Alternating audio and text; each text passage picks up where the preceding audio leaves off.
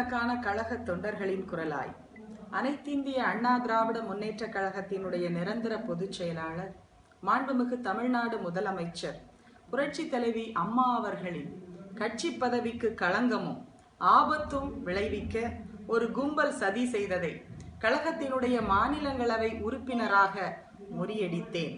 எதிர்பாராத அதிர்ச்சியில் தங்களது கனவு தகர்த்தெறியப்பட்டதால் அந்த கும்பல் என்னை பழிவாங்க தொடர்ச்சியாக பல வகைகளில் முயற்சி செய்து வருகிறது.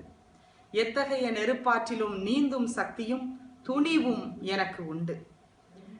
எத்தகைய மிரட்டலுக்கும் சற்றும் அஞ்சாமல் விழிப்புணர்வுடன் செயல்பட்டு எந்த சூழ்நிலையிலும் சதியை முறியடிப்பேன்.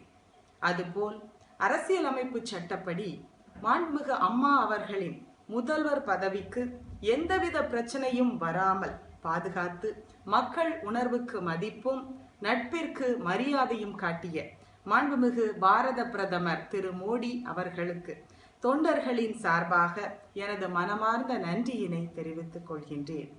நடைபெறவிருக்கும் சட்டமன்ற தேர்தலில் அனைத்திந்திய அண்ணா திராவிட முன்னேற்ற கழகத்தினுடைய வேட்பாளர்களுக்கு வாக்களித்து கழகத்தினுடைய வெற்றியை தேடித்தர தஞ்சாவூர், அரவங்குறிச்சி, திருப்பரங்குன்றம், நெல்லித்தோப்பு வாக்காளர் பெருமக்களை பணிவோடு கேட்டுக்கொள்கின்றேன். தனிப்பட்ட விருப்பு வெறுப்பை யார் மீதும் காட்டாமல் எனது மக்கள் பணி துணிவுடன் தொடரும். நன்றி.